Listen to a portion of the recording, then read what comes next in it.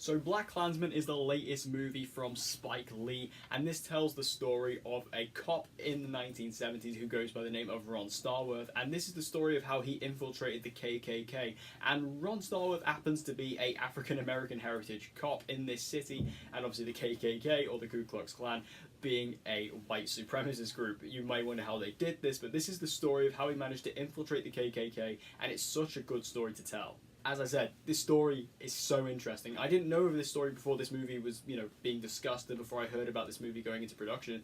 But when I heard about the story, I was just blown away by it. It's such an intriguing concept, first of all, to have an African-American man infiltrate the KKK. And while it's not exactly as smooth as that, there are other trepidations in this movie, it feels like it's just a really good story. And I'm so happy that Spike Lee decided to do a movie on this, because it's such an interesting topic and very relevant to today's society. The movie stars John David Washington, who is the son of the great Denzel Washington. And he was great. This is his first, big lead role, and I thought he really was good. Although he sounds exactly like his dad, that does kind of take you out of it at times, because you kind of close your eyes at times trying to imagine Denzel Washington, because it's exactly the same voice.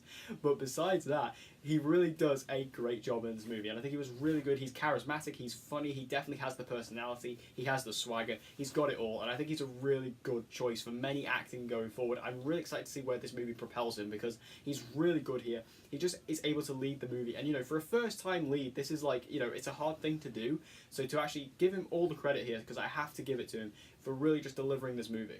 Also, Adam Driver is his co-star in this movie, and I love Adam Driver. I'm a big fan of him. I think he's actually quite underrated. I feel like, because he's mostly known for being in Star Wars, I feel like a lot of people don't give him the recognition he deserves. I think Adam Driver, when you look at him in films like Logan Lucky or Patterson, I think he's a really standout actor. He's really fantastic.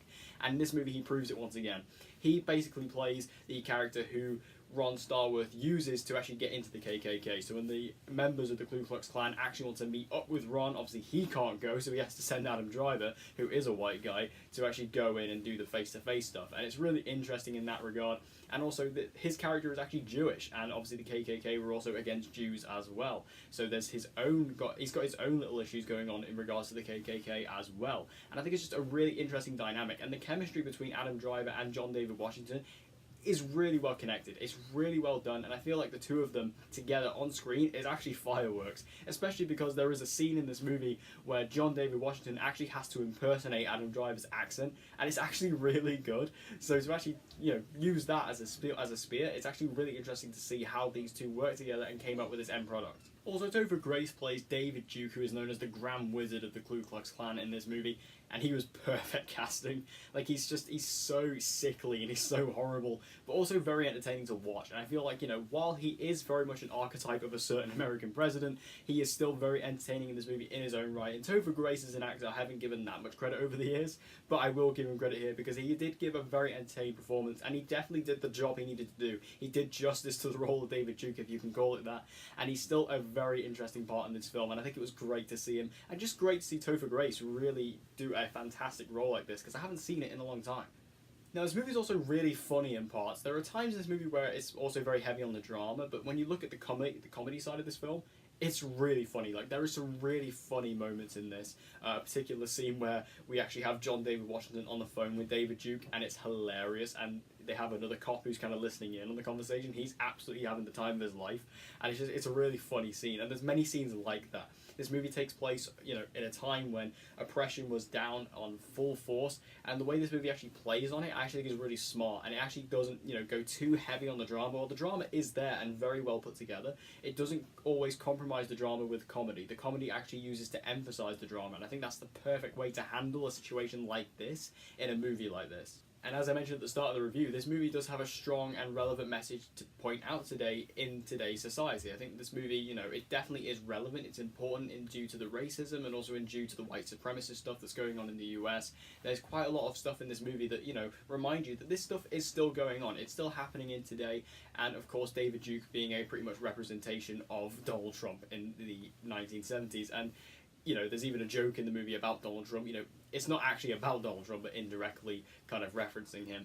And it's quite interesting to see how they play that. And overall, I think this movie just really did a good job of showing that these issues, they existed back then, but you can still see the parallels of it now. My only complaint with this movie is there is an ending. There's like a post-credit clip show, and it's really quite depressing, and it's quite dark, and it's quite, overextension. I feel like the movie kind of cuts to it after being somewhat comedic in the final scenes, cut to this scene where it shows you basically real footage of all these different white supremacist events that you've seen on the news over the past couple of years, and it kind of ends in a commemoration, and it's nice, and it is a thing that the movie sort of felt like it had to address. It just kind of took me out of it a little bit because it kind of went from this kind of tone into another tone in a very quick manner, and I didn't really appreciate it. It kind of took me out of it.